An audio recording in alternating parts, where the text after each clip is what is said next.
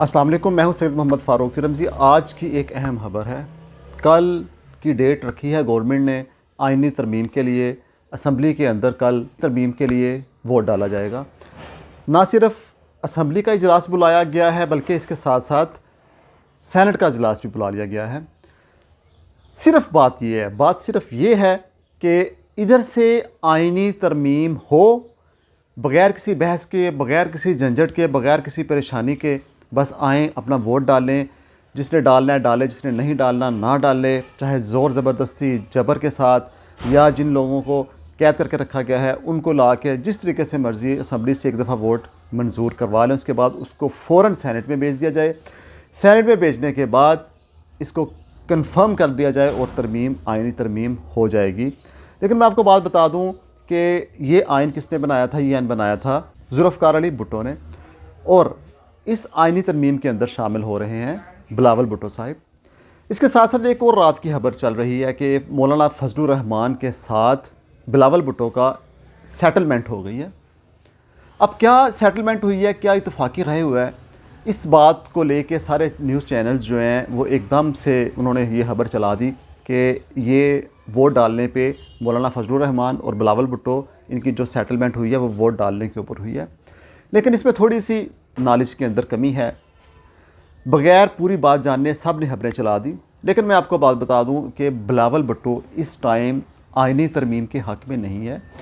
उसकी मौलाना फजलुर रहमान के साथ आइनी तरमीम के हवाले से नहीं बल्कि किसी और हवाले से सेटलमेंट हुई है, वो मैं आपको अभी बताता हूँ। अब होगा क्या? अब बिलावल भुट्टो ये चाहता है कि ये आइनी तरमीम ना हो। वो आइन जो इसके नाना ने बनाया था वो इसको तोड़ने में हिस्सेदार ना हो, बल्कि वो ये बताए कि तरमीम को मैंने बचाने के लिए वोट कास्ट नहीं किया और इस पे वो हीरो बन जाए और अपना ये मौक़िफ़ लेके चले और आगे चल के वज़ीर आज़म बन जाए। मतलब कि वो डबल गेम खेल रहा है। अच्छा, अब ये बात होगी बिलावल की। मौलाना फजलुर रहमान के साथ क्या इत्तफाक़ी राय हुआ है? मौलाना फजलुर रहमान के साथ बिलावल भुट्टो का जो इत्तफाक़ी राय हुआ है, फजलुर रहमान भी चंद बातों पे एग्री नहीं हुए। जिस तरीके से जजों की उम्र बढ़ा दी जाए, मतलब कि उनकी जो रिटायरमेंट की उम्र है वो बढ़ा दी जाए, उस पर भी मौलाना फजलुर रहमान एग्री नहीं हुए। फ़ौजी अदालतों पे भी मौलाना फजलुर रहमान ने रज़ामंदी का इजहार नहीं किया। मतलब कि इस तरह की बहुत सी चीज़ें हैं जिन पे मौलाना फजलुर रहमान रज़ामंद नहीं हुए। और लेकिन मौलाना फजलुर रहमान ये कह रहे हैं कि आइनी अदालत का क़याम अमल में लाया जाए। उस पर भी मौलाना फजलुर रहमान का तो ये मौक़िफ़ था, लेकिन बिलावल इस पर राज़ी नहीं हुए। बिलावल भुट्टो ने फिर कहा कि चलिए ऐसा करते हैं कि हाई कोर्ट के जो जजेस हैं ना, एक एक जज चारों सूबों से लेते हैं और उनको बेंच का हिस्सा बना देते हैं। लेकिन फिर बाद में इस बात को भी नामंजूर कर लिया गया, क्योंकि फिर ये जो बेंच बनेगा वो सुप्रीम कोर्ट के अंडर नहीं होगा, क्योंकि ये जजेस हाई कोर्ट के होंगे। तो इस वजह से भी ये थोड़ा सा इसमें मामले को गड़बड़ हो गई। आइनी अदालत का क़याम किया जाए, जिस पे भी अभी कंफर्म नहीं है। और अपने इस मौक़िफ़ को लेके बिलावल भुट्टो और मौलाना फजलुर रहमान जो हैं वो नवाज़ शरीफ से मिलने के लिए जा रहे हैं। अब दिन दरमियान में सिर्फ एक ही है आज का, क्योंकि कल 17 अक्टूबर है और कल आइनी तरमीम होगी। अब होगा क्या? देखें, अगर तो ये हमारी जो पीटीआई है इसने वोट डालने से इनकार किया तो इसका ये मतलब होगा कि उन्होंने उनकी रज़ामंदी के अंदर हाँ में हाँ मिला दी, क्योंकि इनका वोट ना डालना भी उसी रज़ामंदी के ज़ुमरे में आएगा।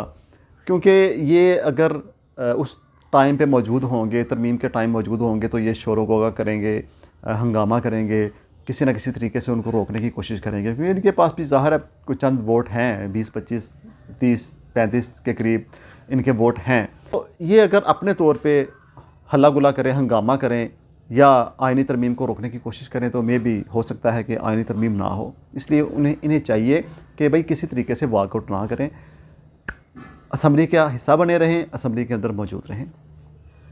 अब खबरें ये भी आ रही हैं कि इनके अपने लोग, नून लीग के अपने लोग इस तरमीम के हक़ में नहीं हैं। कुछ लोगों को अगवा भी किया जा रहा है। अब पीटीआई की जो सेनेटर रह चुकी हैं, डॉक्टर ज़रका ने कहा है कि मैं इमरान खान को धोखा नहीं दे सकती। बाकी ये आगे चल के पता चलेगा कि डॉक्टर ज़रका भी अपने मौक़िफ़ पे कायम रहती हैं कि नहीं रहती हैं। अगर वो अपने मौक़िफ़ पे कायम नहीं रहती तो इसका ये मतलब होगा कि या तो सौदा हो गया, तो या ज़ोर ज़बरदस्ती की गई है।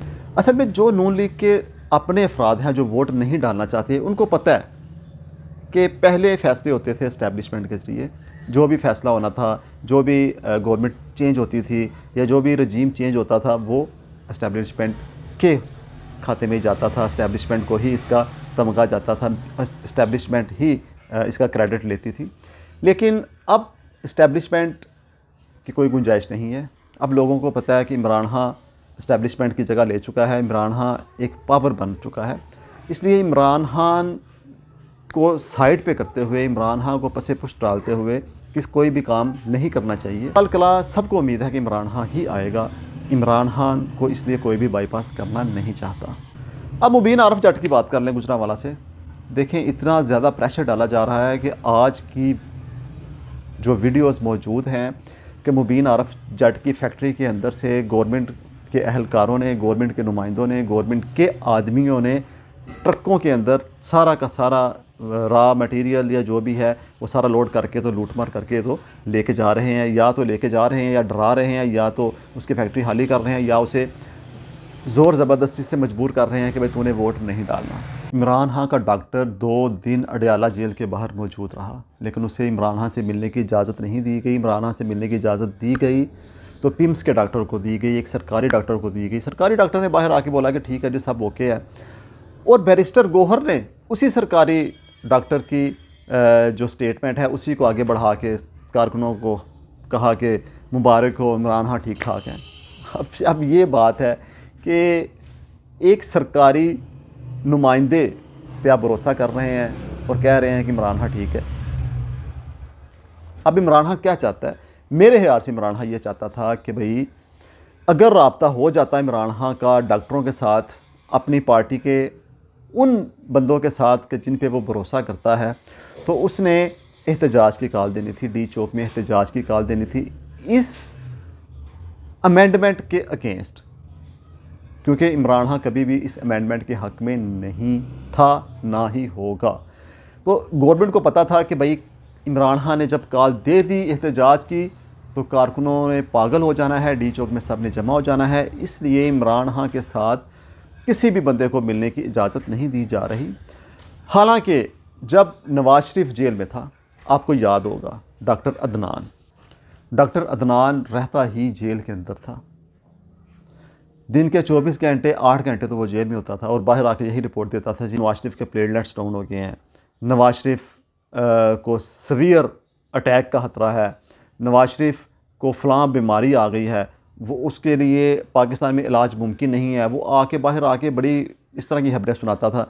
हालांकि जब नवाज शरीफ बाहर चला गया तो कुछ भी नहीं है, वो बिल्कुल ठीक था। मतलब है कि एक प्रोपेगेंडा होता है कि जो बाहर आके फैलाना होता है।